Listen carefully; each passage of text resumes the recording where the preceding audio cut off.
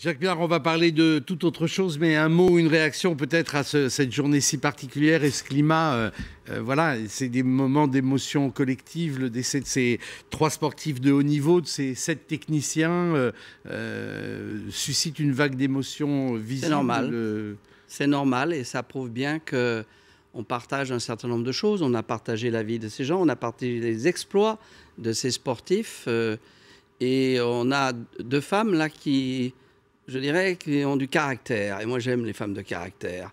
Et donc, il est évident qu'il est tout à fait légitime que les Français se retrouvent dans ces caractères. Une communauté nationale, c'est aussi ça? C'est aussi ça, des émotions collectives? Ben, je veux. Être si attaché à ça? Eh bien, que voulez-vous? C'est un ensemble de faits, comme vous le savez, qui vont, bien sûr, de la mort de Victor Hugo qu'on vous raconte et les obsèques nationales. C'est des émotions qu'on peut trouver au moment où on constate un défilé du 14 juillet. Et c'est aussi la vie de ces grands sportifs. Et vous le savez, lorsque ces gens gagnent notamment à la force du poignet, à la force de la volonté, ce sont des exemples pour tous, et les Français communient avec eux. Donc c'est ça une communauté nationale, et il est normal, de la même manière qu'on s'était retrouvés sur le pavé parisien après les attentats, il y a des moments d'émotion collective. Et ce peuple, en réalité, a bien davantage à partager, même s'il va se déchirer le lendemain matin sur des débats politiques. Il aime débattre, ce peuple. Hein. Nous sommes un peuple de Gaulois, et donc de ce côté-là, nous aimons débattre. Mais il se retrouve sur un certain nombre de choses, et je crois qu'il faut s'en féliciter. Voilà, 3 sportifs, et évidemment nos pensées vont aussi aux familles des 7 techniciens et à toute l'équipe qui était en train de travailler sur cette émission qui aurait dû être diffusée sur TF1 cet été. Jacques Ménard, vous avez beaucoup fait parler de vous avec votre petite virée en Syrie. Un gueulard chez Assad. Ah, ça c'est Libé. Oui, mais c'était d'ailleurs un papier plutôt affectueux. Qu'est-ce que vous avez, plus sérieusement, qu'est-ce que vous avez tiré de ce voyage? Quel intérêt pour des parlementaires d'aller discuter avec un chef d'État au moment même où ça contredit la politique, la politique officielle? Alors, Michel, je vais vous rappeler une chose qui vous a peut-être échappé, mais ça fait des années qu'on est un certain nombre de députés au sein de la Commission des Affaires étrangères à nous dire: vous êtes en train de faire une faute en Syrie, qu'il soit de droite comme de gauche. Et donc, ça fait un certain temps qu'on se dit, si on peut y aller, pourquoi pas? Il y avait déjà eu des tentatives dans le passé. Alain Marceau, pour ne pas le nommer, devait y aller. Puis la faute, c'est de mettre le régime d'Achar al-Assad totalement à l'écart, alors que pour vous, quoi qu'on puisse lui reprocher, c'est une des clés de la solution. Voilà.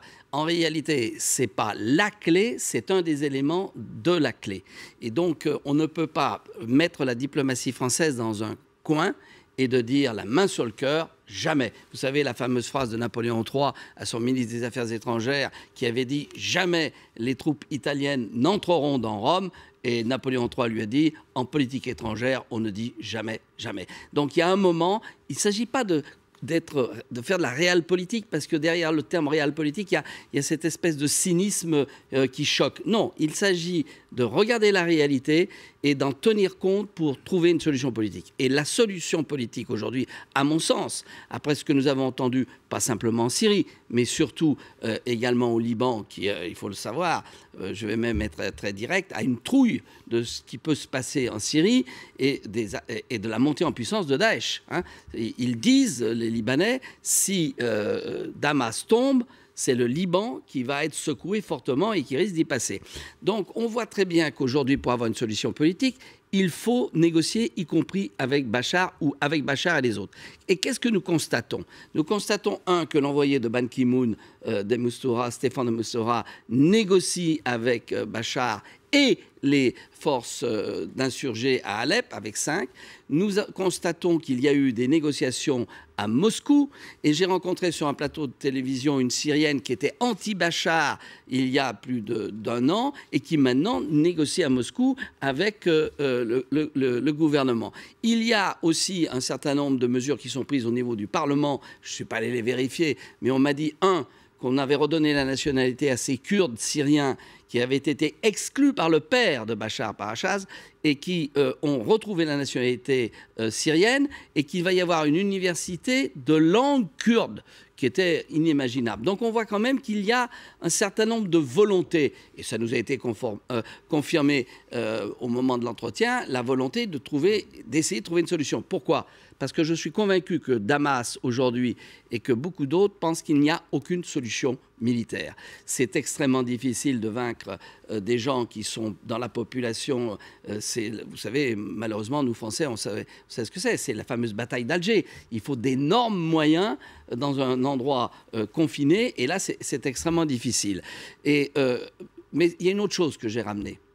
C'est le poker menteur d'un certain nombre d'États de la région. Et alors là, je peux vous dire, vous savez la fameuse phrase de De Gaulle, je m'envole avec quelques idées simples vers l'Orient compliqué. Aujourd'hui, c'est l'hyper-Orient compliqué.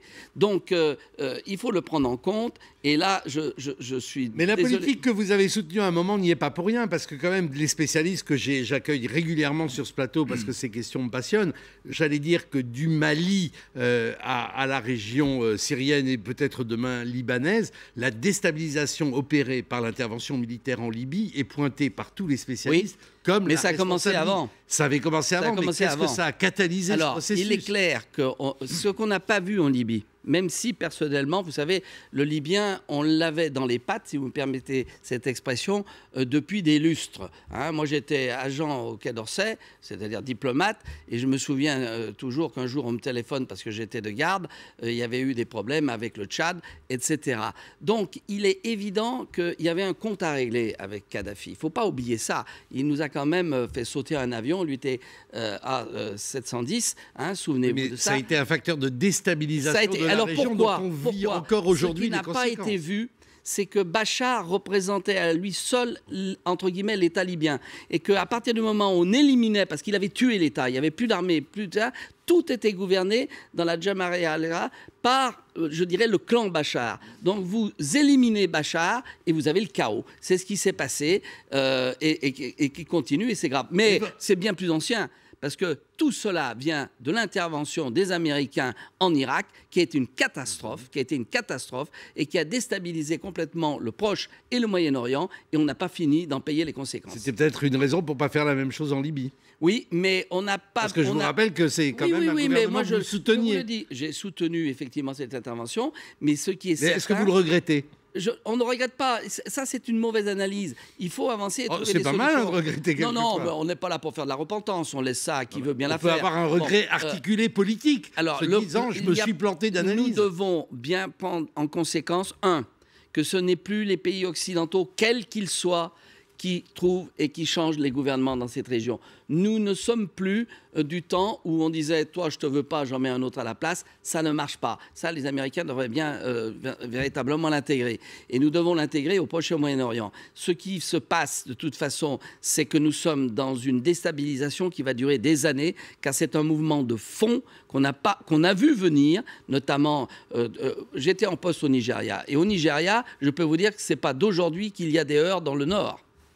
Merci beaucoup Jacques Miard. Merci, on reviendra évidemment parce que la complexité de cette zone est évidemment, et puis ce que vous avez dit sur le Liban est parfaitement juste, c'est évidemment sans doute une des cibles de déstabilisation à venir et sans doute à court terme. Voilà en tout cas ce qu'on pouvait dire sur votre virée parlementaire en Syrie. On va terminer quand même cette journée quand même assez pénible avec un peu de culture parce que ça aide à vivre aussi.